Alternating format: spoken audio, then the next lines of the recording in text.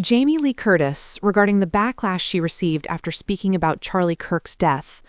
On a podcast recorded shortly after Kirk's tragic assassination, she made emotional remarks about his faith and final moments, remarks which drew strong reactions and have now led her to publicly clarify what she meant. On September 10th, Kirk, the founder of Turning Point USA, was fatally shot while speaking at a university event. In the days following, Jamie Lee Curtis appeared on the WTF with Maron podcast, and during that conversation, she became visibly emotional when discussing his death. She said, "I disagreed with him on almost every point I ever heard him say, but I believe he was a man of faith, and I hope in that moment when he died that he felt connected to his faith." These remarks sparked mixed responses online and in the media. Some observers praised her for choosing compassion over reflexive condemnation. Others criticized her for what they perceived as giving sympathy to someone whose rhetoric and political stances, including his views on transgender rights, she has strongly opposed. That criticism was intensified because Curtis is publicly supportive of LGBTQ rights, her daughter is transgender, and Kirk was a polarizing voice on those very issues. In response to the backlash, Curtis gave a new interview with Variety in which she described her original comments as mistranslated. She said, "An excerpt of it mistranslated what I was saying as I wished him well, like I was talking about him in a very positive way, which I wasn't. I was simply talking about his faith in God." Curtis went on to critique modern public discourse. In the binary world today, you cannot hold two ideas at the same time. I cannot be Jewish and totally believe in Israel's right to exist, and at the same time reject the destruction of Gaza. You can't say that, because you get vilified for having a mind that says I can hold both those thoughts. I can be contradictory in that way. Curtis went on to critique modern public discourse. In the binary world today, you cannot hold two ideas at the same time. I cannot be Jewish and totally believe in Israel's right to exist, and at the same time reject the destruction of Gaza. You can't say that because you get vilified for having a mind that says, I can hold both those thoughts. I can be contradictory in that way. First, it's worth noting the nuance of what Curtis said on the podcast. She begins by stating disagreement. "I disagreed with him on almost every point I ever heard him say." That sets the tone. She then moves to faith, family, humanity. She acknowledges the man's identity beyond his political persona: father, husband, person of faith. The sequence indicates she didn't forget what she opposes. Rather, she held a space for compassion. Yet that is precisely what triggered criticism. Some felt that compassion conveyed approval or at least too much empathy for someone whose public messaging they believe harmed vulnerable communities. Second, the context matters deeply. Kirk was a political figure whose rhetoric stirred intense division, especially on LGBTQ issues, race, immigration, trans rights. Third, Curtis's use of the word mistranslated is telling. She signals that what was reported or excerpted didn't capture her full meaning. She argues that people heard "I'm wishing him well" in a broad sense of approval, whereas she claims the focus was specifically on his internal spiritual moment, his faith and his humanity, without condoning his political stance.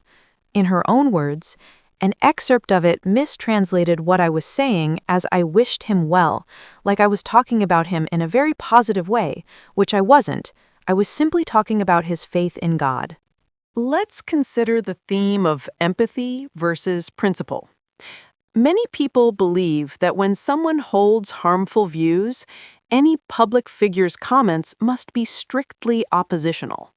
The idea is, if you cannot wholly condemn the person, you risk normalizing their views or minimizing harm. That's a valid view. On the other hand, there is the human capacity to see someone suffering without endorsing their beliefs. That stance sees humanity as irreducible. People are more than their politics, more than their worst ideas, and suffering still invites our sympathy, or at least a pause. Curtis took that route. She said she hated his ideas, yet she acknowledged his faith and humanity at the moment of his death.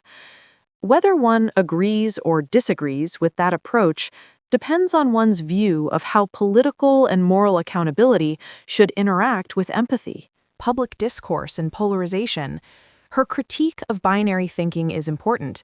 We live in times when public opinion often demands that if you hold one position, you cannot hold the other.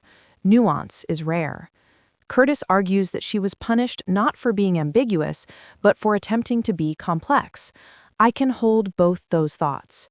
That remark resonates with many who feel either angered or frozen by demands for purity in public stances.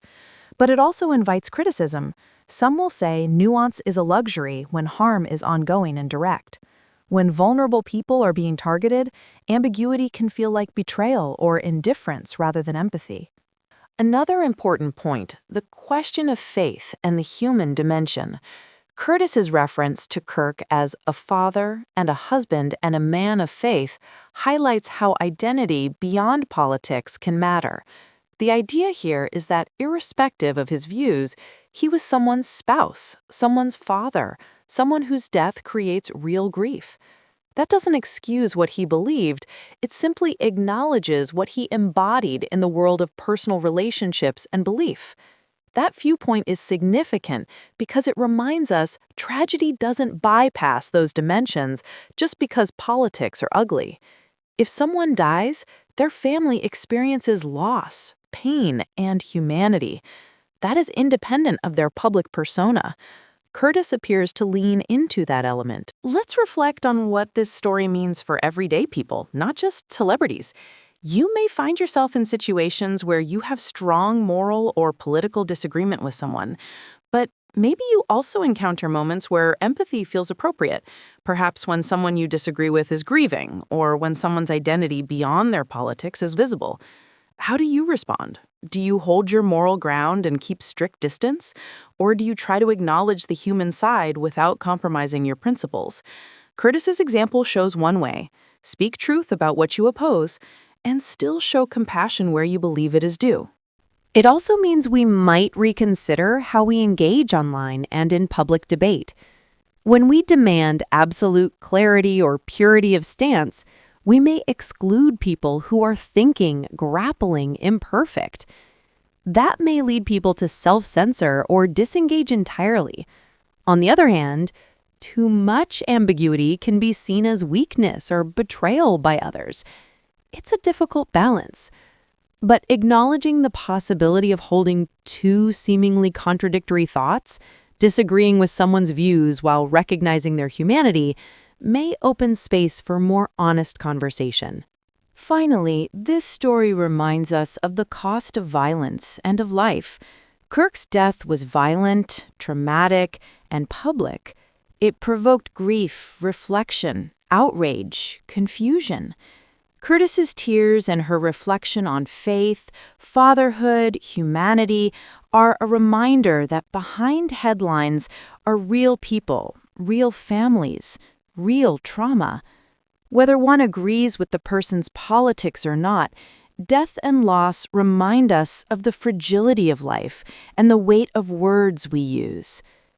In conclusion, Jamie Lee Curtis's comments and her subsequent clarification invite us to think about empathy, complexity, and how we speak about others, even those with whom we strongly disagree. They challenge the reflex to polarize, to reduce someone to their worst idea, while still demanding that we hold harmful ideas accountable. They remind us that in today's media-heavy, reaction-driven world, nuance is harder to communicate and harder to receive, but perhaps more important than ever.